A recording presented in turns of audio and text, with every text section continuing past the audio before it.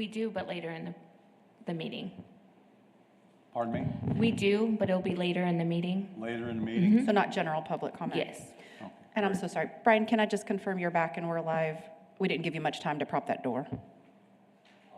Thank you. So moving to item 3, consent agenda, consider approving the May 15th, 2025 Animal Shelter Advisory Committee regular meeting minutes. Haley? And that's just on consent agenda unless the committee wants to discuss or make any edits. There's no presentation on that, There's no present. not on the minutes. Would you like to? Yes. Okay, Yes. go ahead. Oh, I forgot. I was like, I'm waiting for you to. You don't have a presentation on the minutes. We're just considering. Okay. Okay. Good morning or good afternoon. Haley, I will be doing, Haley, it's not your turn. it's not my turn? So we're on the consent agenda with the minutes, not the monthly performance for May. So does the committee have any questions about the minutes, or does someone want to make a motion? No, I'll make a motion to accept the minutes. Do I hear a second? All in favor? Aye. Aye. Thank you. Consent agenda is approved. Item 4, regular agenda, discussion and consideration of monthly division performance for May 2025, presentation by Shelter Supervisor Haley Gillian. Gian. Yes, sir. Ginn? Gian. Okay, I will be presenting the the May 2025 performance. So we had 370 new arrivals. That is 44% more than we had last month, or in April. We had 256, and that's just all species, not just dogs. We had 100 animals adopted or transferred, 47 redeemed by owner, which is up from the prior month also. We had 11 wildlife released, 135 deceased, 313 left in custody with a 53.92 live release rate, and that is down from the prior month. Of the 135 deceased, 75 were dogs, 58 were cats, and 2 were others. And we'll break down the reasons for deceased at the next slide. 4 for aggressive, 62 were sick or injured, and 69 were for capacity, which is almost double what the prior month was. There were 358 field case services, which is down from the prior month. 235 of those were stray response. The prior month it was down by like 20. There were 47 enforcement and rechecks, 45 wildlife cases, 22 bite investigations, which is only 3 up from the prior month, 6 transports, and 3 owners released seized intake. Could I ask what that last item is? So released and seized intake. More so about like a cruelty case or... Yeah, this would be, we certainly had more than 3 owner releases for the month of May, but these were simply the owner releases. There were no seized intake for this month. There were 3 owner releases that were part of a case. Okay, so that's just a category. Yes, so for example, when the animal services officer responds to the scene, makes contact with the owner, it wasn't about an enforcement or recheck, it wasn't a stray response. The main purpose of the case and them being there today, that day was for an owner release. And so there were 3 such occurrences for the month of May. Okay, thank you.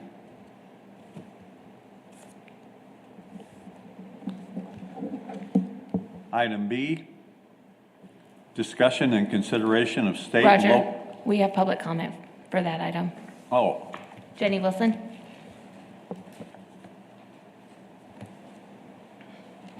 Good afternoon. I'm Jenny Wilson with Concho Valley Paws, and I just wanted to take the opportunity to briefly report our activity at Concho Valley Paws as the contracted vendor for the City of San Angelo Animal Shelter for the month of May. We transferred in 115 animals 29 animals from the city of San Angelo, 29 animals from the public, and that includes 7 that were abandoned at our location, 10 second chance that we transferred in as space allowed, and 6 participants from the Mommy and Me program that we transferred in as space allowed.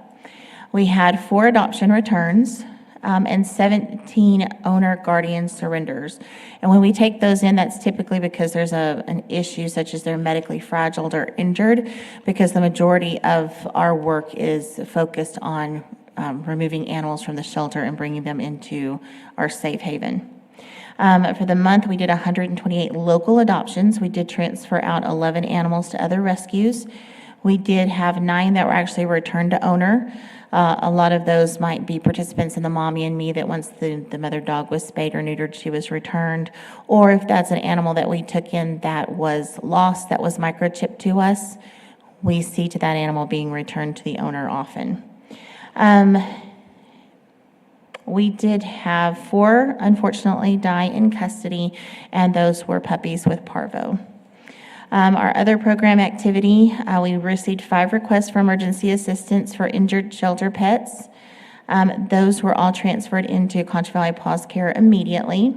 We had 11 owned pets that were treated through our Compassion Fund, and that is the fund that allows us to treat animals that are owned, but the owner can't afford vet care for emergencies such as hit by car, dog fight, or injury sustained during domestic violence. We had 69 owned pets spayed and neutered in our clinic. We had 59 shelter cats that were TNR'd, that's trapped, neutered, and released for the shelter. We had 50 owned pets that were spayed and neutered by our partner clinics through our voucher program. And we had 3 pets that were spayed in our unsheltered pets program, which is our program that assists our homeless neighbors with their pets that they currently have in care. At the end of May, we had 94 animals housed at Concho Valley Paws and in our Stevens dog dorms. We had 65 animals in addition to that in foster care. We had 31 animals enrolled in our Second Chance program. Those are animals that we are assisting in rehoming so that they don't have to go into the shelter. We had 23 animals enrolled in Mommy and Me, the same concept. Those are animals that we're assisting in rehoming to prevent them from going into the shelter. We had a total of 213 animals under the Paws umbrella for care and placement. Unfortunately, we had 0 animals referred to Paws for our intake diversion program, and that's pretty much been the case since the shelter opened intake for all owner surrenders. And so we feel that's kind of an unfortunate trend because we're seeing a lot of owner surrenders that we had other resources that they could have taken advantage of if they had known about it. So that is a concern that we have. But overall, that was our activity for the month of May, and I'm happy to answer any questions that y'all may have about our programs and how we work with the city. Okay, thank y'all so much for the time. Jen, may I ask Sure, a question? Just for clarification, the ringing in this room makes it a little tricky to hear. But did I hear you say abandon that location? Yes. And where was that location? Was it your shop? Yeah, and there's been several instances that's happened over the years. I'm pretty sure that these were some that were found, puppies found in a crate that were left. They just drop them off at your door? Well, they've tied them. They tie them to our post sometimes. I mean, it happens, but. And also, when you had some transfers to other rescues, and were those breed specific? So during this month, yes, because that's the month of month of May. Our transport that went to Canada was in June. So these were transports or transferred over. I believe Critter Shack pulled a few. Hearts and Paws, I'm not sure if they pulled in May or not, but Critter Shack pulled in May. Okay, thank you so much. But any That's right, and CMC too, another rescue. It's a local CMC too. CMC too. But any eligible pure breed rescues are reached out to, aware of the animals, but none specifically pulled in the month of May. But y'all do regularly work with them. Is that fair? Absolutely, yeah. If we have a pure breed, like we were constantly reaching out for the sporting breeds because we see so many over at the shelter, labs, healers. German Shepherds, so we reach out to them on a regular basis. And the other more unique breeds are more likely just adopted or transferred to an all-breed rescue pretty easily. I mean, that is very common. If there's a pure breed in the shelter, with the exception of German Shepherds, we see a lot of them languish in the shelter, and we end up pulling them for various rescues or adoption. But we get a pure breed Shih Tzu or a Yorkie or a Doodle of any kind, we see those get adopted quickly. We don't even have an opportunity to reach out to rescue because there's a demand for those. Thank you. Thank you.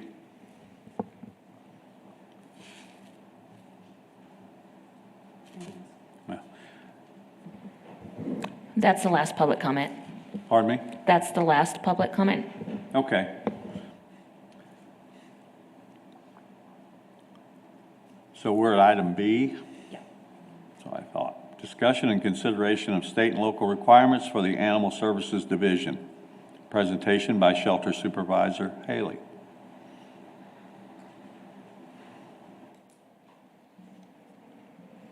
Okay. So these are the requirements for animal services. The Texas Health and Safety Code, Chapter 821, addresses the treatment and disposition of animals. It covers various aspects, including the treatment of impounded animals, the disposition of cruelly treated animals, and the euthanasia of animals. Additionally, it regulates the restraint of dogs and addresses the post-conviction possession bans for animal cruelty offenses. And 821.002, staff shall provide food and water. So there's the state requirement is very bare minimums, and we, of course, aim to do more than the bare minimum, but just to clarify that the state has a very minimal amount of care that's necessary, and this is simply what's required under 821.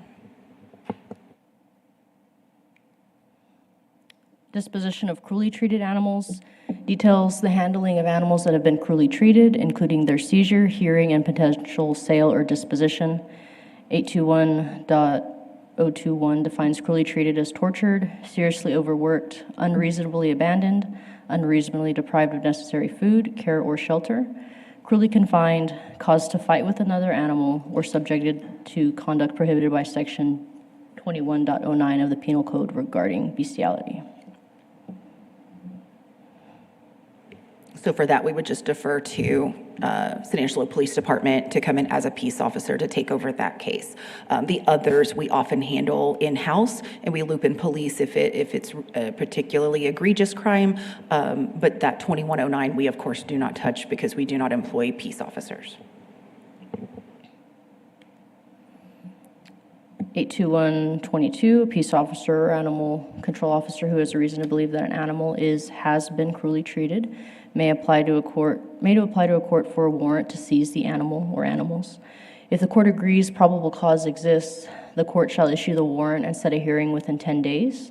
The officer executes the warrant by impounding the animal or animals and providing notice to the owner. Go ahead. Oh, sorry. So when we provide notice to the owner, this is sometimes we hand it to them, but it's more common that we're just posting at property, that if it's escalated to this level that a peace officer or an animal services officer is making application to the court for a warrant, that means that we've already done a lot of work going into that. We've tried to contact property owner. We have tried to call them for whatever utilities are associated. We've tried to go by at different times of the day. We've asked the neighbors. So they're, if it's escalated to this level, we've already tried to resolve it. And so generally that means that the owner is either absent or non-responsive or something like that. So when we provide notice to the owner, it is generally a public notice attached to the door or somewhere on the subject property for the owner to receive when they return home. I have a question about Your mic. 821. There you go. Is the, from time of first notification that Animal Services receives till some type of effective action takes place, how much time passes? Well, if the effective Ballpark. action is defined as impound, it can be a matter of a couple of hours, like and that we would call that a pretty fast response. So it just generally depends. I'm sorry, Haley, can you go back one slide? So if it's a situation where an animal has been, for example, unreasonably deprived of necessary food, care, or shelter, and there is a dog that is in front of us, literally dying in front of us, if it doesn't get immediate care, then we would render aid immediately, like food and water there on scene, and an ASO holds the scene while another goes back to the office, writes up the application for the warrant, the complaint, collects all the necessary evidence to present that probable cause to the municipal court, and in the meanwhile, there's just an ASO on scene. And hopefully the owner shows up in the meanwhile and we can say, hey, what's going on? But in general, we're providing that necessary care for an urgent situation while it takes a couple hours to collect and present all of that probable cause, receive the warrant to take the animal off private property, and then bring it in. And we work closely with Contra Valley Paws that if it comes in and it needs advanced medical, then we try to coordinate what level of care can be provided dependent on funding and independent on authority, right? At this point, this is still an owned animal. And so, but we certainly can't watch an animal suffer and continue to decline. So it really depends on the nature of cruelly treated and the extent of cruelly treated. But if we're getting a warrant before the court, it would have really escalated to something quite shocking. So we work very quickly. That was a long answer to your question. So my point to the question was that Animal Services acts very promptly on these matters. Correct. And we're out on, weekends, holidays, like whatever it is. This isn't a call for service that would escalate to an emergency. We would go out at 3:00 in the morning on Christmas Day, just whenever this is happening and holding the scene. When it is the holiday, we generally defer to police to make application for the warrant because they have they have a better channel to get to a JP, a Justice of the Peace, to get a warrant. And then they take on that part of it to have that administrative hearing and they're part of the process. But we are still on scene impounding the animal, providing the necessary care, providing notices to get those animals where they need to be. And this can vary greatly by species. So for example, we've made application for cruelly treated animal for dogs, cats, goats, horses, and certainly the level of care necessary for a goat is different than that of a dog. And so the court does carefully consider what species of animal this is. If it's a skinny mule, but he's just older and at end of life and receiving the necessary care, well, the court's not going to sign off on a warrant for that, right? It may be shocking to look at him, but we have evidence that he is getting the necessary care. So this can vary greatly by species as well. Thank you. I already did this one, correct? Okay. 821.024 states Animal Control Authority may hold an auction. We also may seek live outcomes through traditional means. We also may euthanize the animal. 821.025 states the owner may appeal the devisement of the ownership within 10 days of a hearing.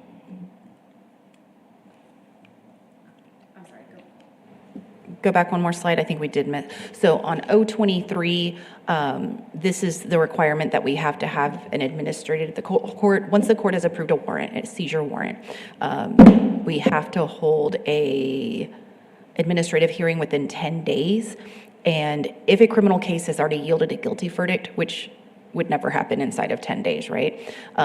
But because it's more likely that any criminal proceedings are still pending. And so we just present evidence and we present all that probable cause that we had at the scene and anything additional that we've discovered. And if the court finds that the animal was cruelly treated, then they can require the owner to pay all costs to and order the animal to our care. Then, next slide.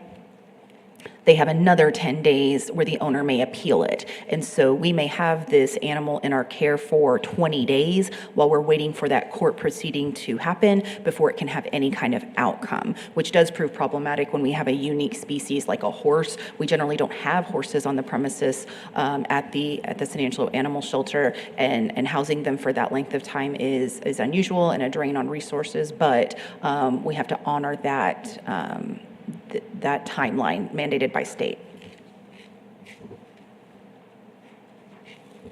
Euthanasia of animals, species regarding the acceptable methods specifics regarding the acceptable methods for euthanizing animals, including the use of sodium phenobarbital for dogs and cats, and the use of methods outlined in the American Veterinary Medical Association guidelines for other animals. 821.52 states staff may euthanize cats and dogs by administering sodium phenobarbital in accordance with department rules.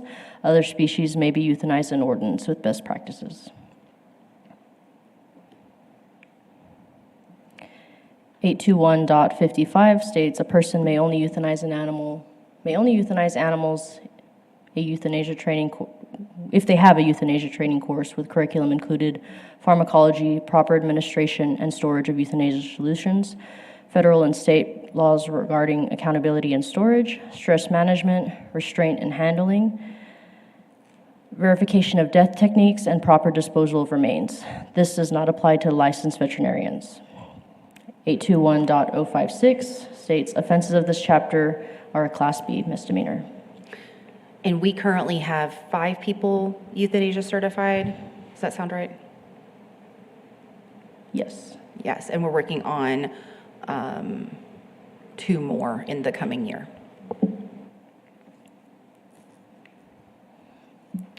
Unlawful restraint of dogs. This addresses the requirements for restraining dogs outdoors, including the need to provide them with adequate shelter, a place to avoid standing water, shade, and potable water. 821.101 states adequate shelter means a sturdy structure that provides protection from weather and dimensions, allowing the dog to stand, sit, turn, and lie down in normal positions.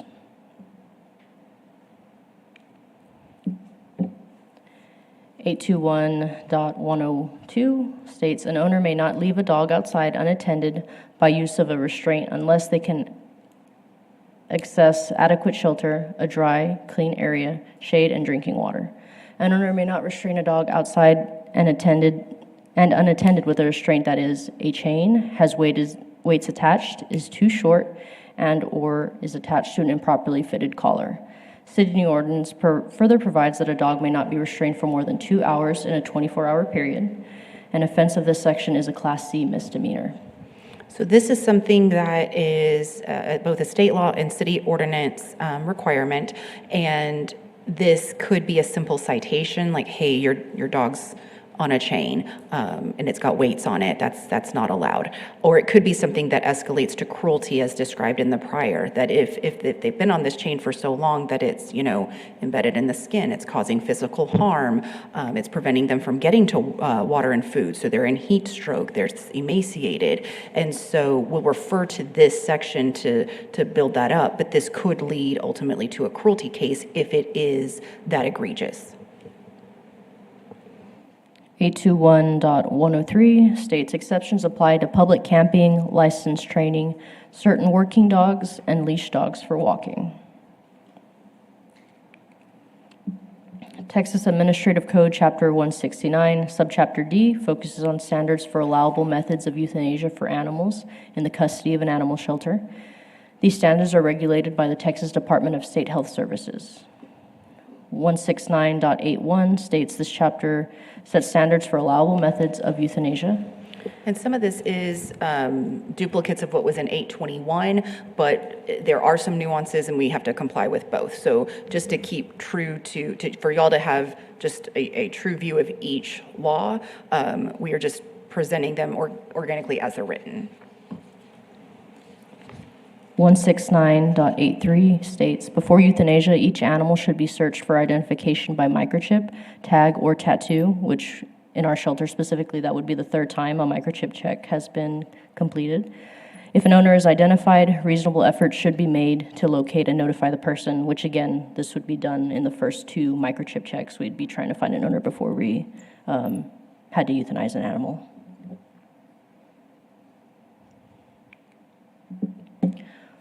169.84, only sodium phenobarbital may be used to euthanize dogs or cats in a shelter. The preferred route of administration is intravenous ejection by hypodermic needle. Other acceptable routes include intraperitoneal or intracardiac, and this is only if an animal is completely anesthetized. Injections must be administered with new, undamaged needles out of public view and out of view of other animals, unless a mother with her neonatal offspring. The remains of an animal must be removed from the area before a live animal is brought in. Sodium phenobarbital must be administered by weight via the most appropriate route for that animal.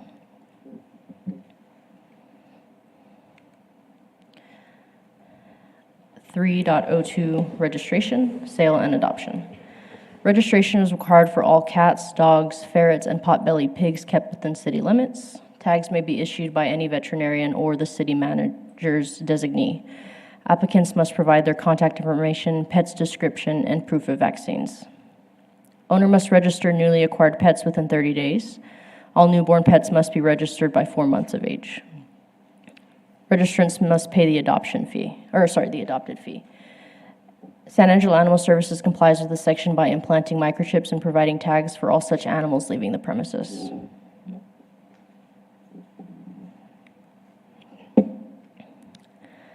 (3.02.005), 006, 007, 008, and 009 are largely outdated since the advent of a microchip technology.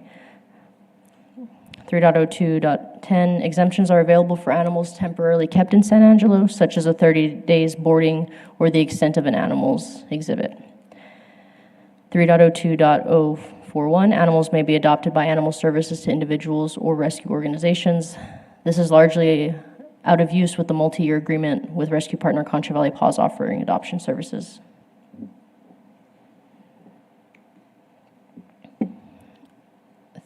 (3.05) Impoundment. Animals in violation of local ordinances, such as secure enclosure for dogs and livestock, are impounded at the animal shelter. Owners may redeem their pet by paying the adopted fee or impound fee, such as impound and boarding. Owners may relinquish ownership of their pets to San Angelo Services. Animals surrendered or not redeemed become property of the Animal Control Authority after the required hold periods. Dogs, ferrets, and pot-bellied pigs may not leave their owner's property unless appropriately leashed.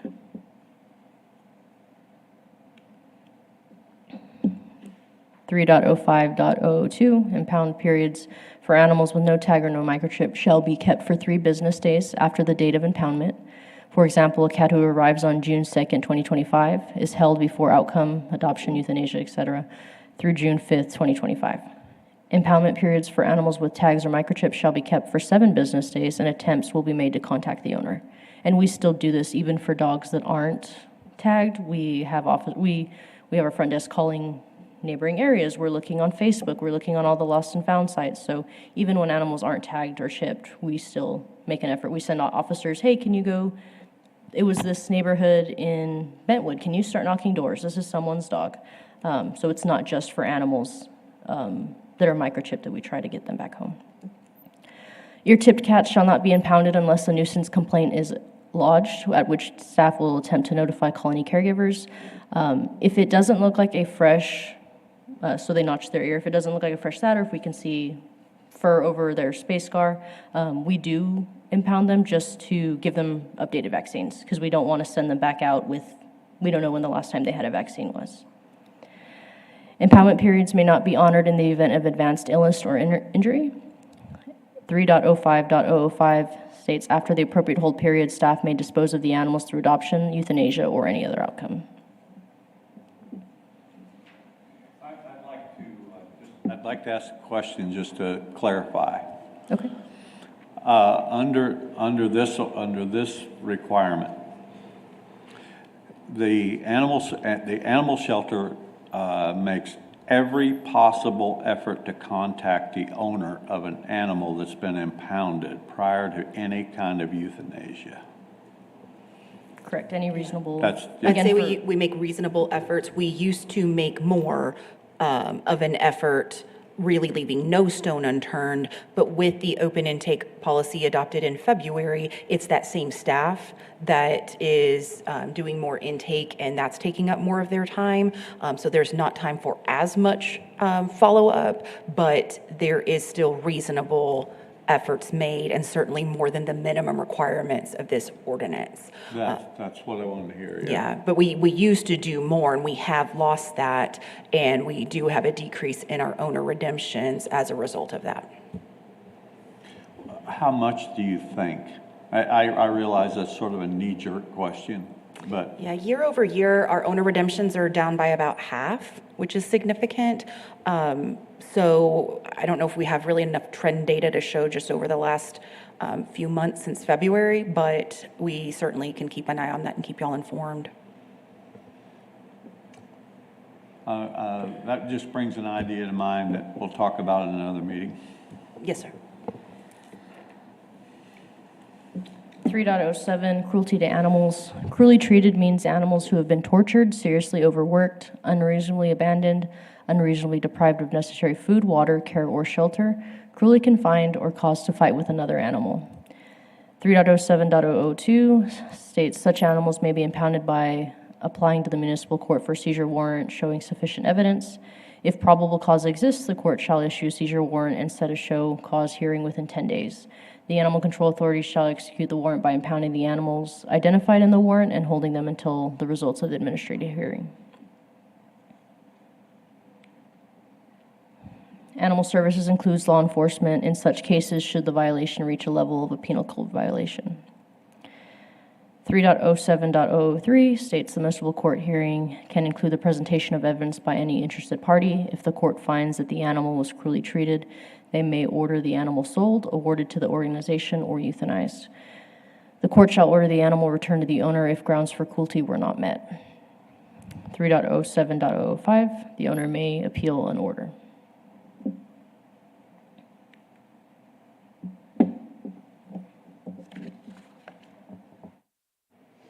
So those are the local requirements, this next section of the chunk of state and local law that we wanted to work through with y'all. Unless y'all have any other questions. I can't think of any right now. Jen? Nothing? All right, well then, any public comment regarding item B? No public comment at this time. Then moving on to item C, discussion and consideration of reporting loose and/or vicious animals, presentation by Interim Director of Neighborhood and Family Services, Angelo Bloss. Hello.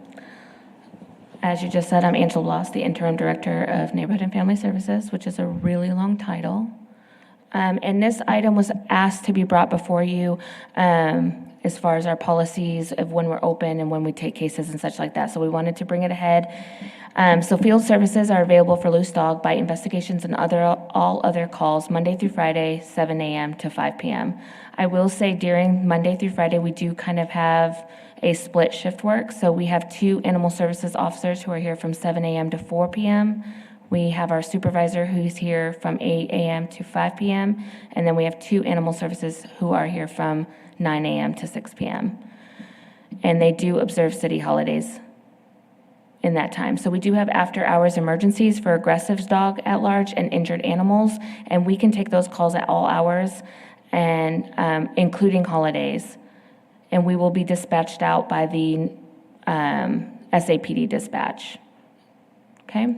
And then if it's not time sensitive, we do suggest that everyone uses the form at sanangelo.gov/animals, that we can get to it when we're back in office and get those dispatched out. And we, Morgan did order us new signs, so they are on our front door as well. Do y'all have any questions?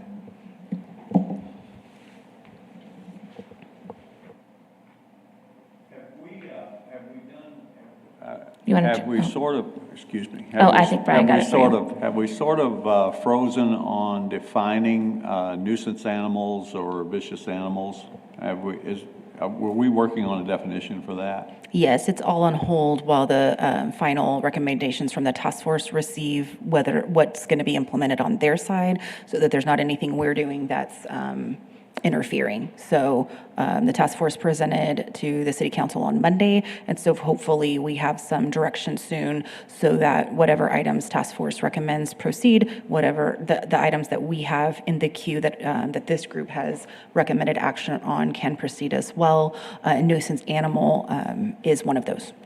Okay, I watched that presentation. I didn't hear anything about that, you know, in the potential ordinance changes. But moving on. Okay. Well, that's all for this item. So, and while I'm here, there's no public comment. So obviously there's no public comment. Okay, moving on to item D. Discussion and consideration of publishing a request for proposal for veterinary services presented by Interim Director of Neighborhood and Family Services, Angelo. Okay. As you all know, we did get notice from our current veterinarian, and I believe the end of that is August 30th. Yes, so we are going to put out a proposal for veterinary services, and this is just a summary of the scope of service that we have. So they will provide their veterinary license permissions to vendors so that it'll allow our staff to order vaccines, medications, drugs, and related supplies. Provide drug enforcement agency licenses so that we can purchase medications and drugs for the shelter. Conduct routine shelter inspections at least monthly to ensure compliance with state. Assist city in proceedings before regulatory agencies or courts. Accompany city staff when meeting with those agencies for compliance purposes. Assist city with reviewing and/or preparing any regulatory agency required reports and documentation. And then, I think that's it. Yeah. And so we're hoping to have that out soon. Does it come here for review first, or is it going to go right for proposal? No, so next steps are, so if this group is satisfied with the scope of services, we'll our next steps would be to publish the request for proposal, and it will be open for the mandated timeframe.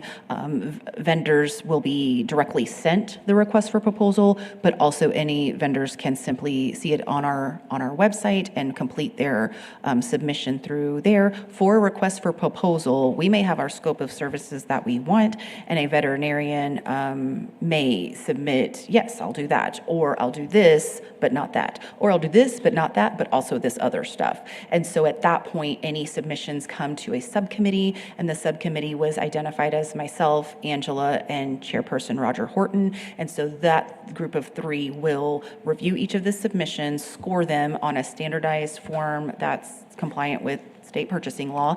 And at that point, the recommendation from that subcommittee will go to council for consideration. And so we are on track to have all of that adopted and implemented by end of August, because we do have that hard stop from our current vendor, and it will take about 3 weeks to transition, if only the veterinary license, to be on file with all of our vet supply organizations. The DEA license takes longer, and so we will be hustling to meet that timeline. Is there, historically, was there any part of this RFP that would include a definition of, say, emergency services that veterinarian could provide if needed? Historically, we've not competitively requested proposals. We've simply approached an eligible vendor, like a licensed veterinarian, and entered into a contract with them. And so we thought it was important to be transparent and to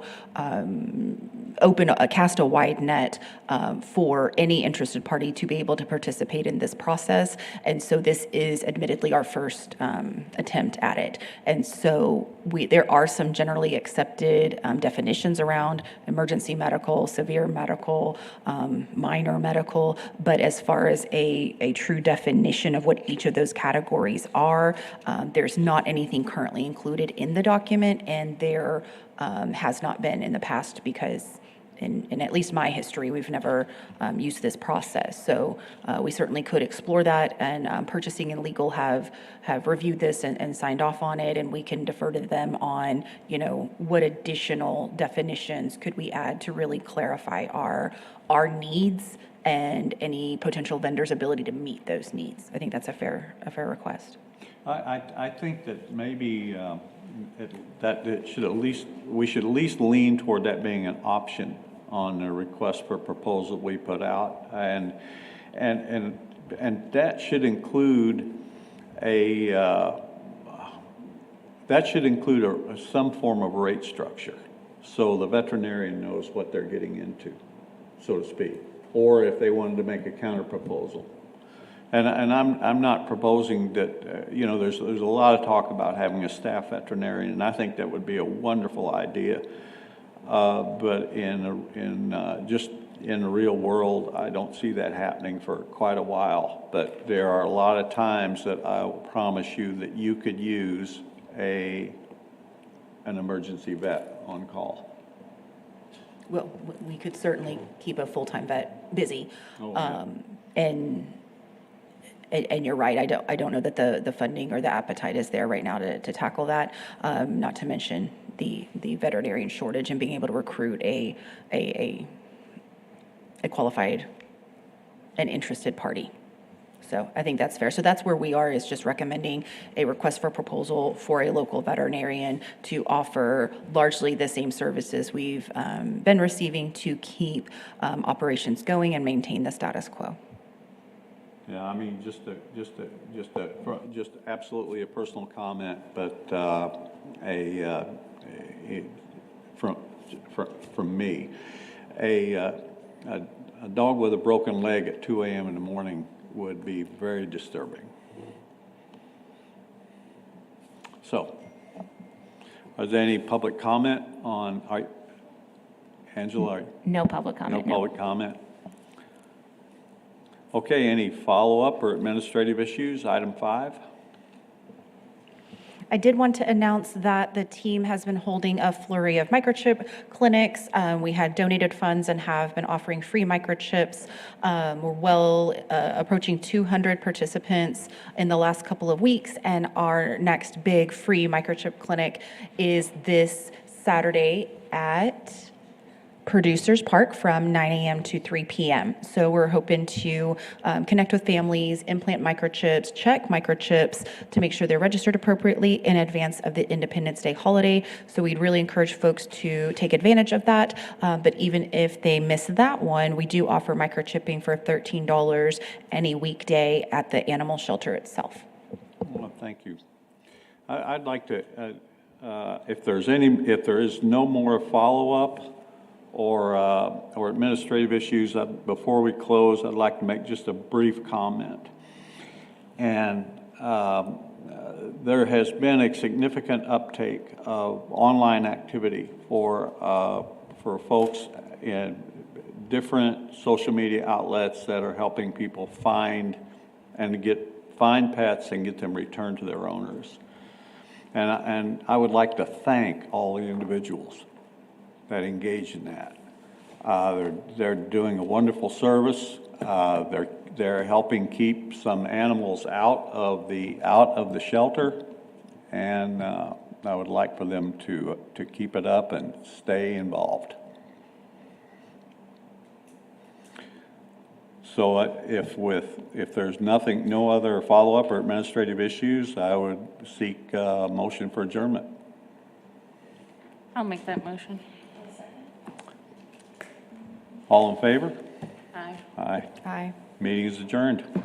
Thank you all.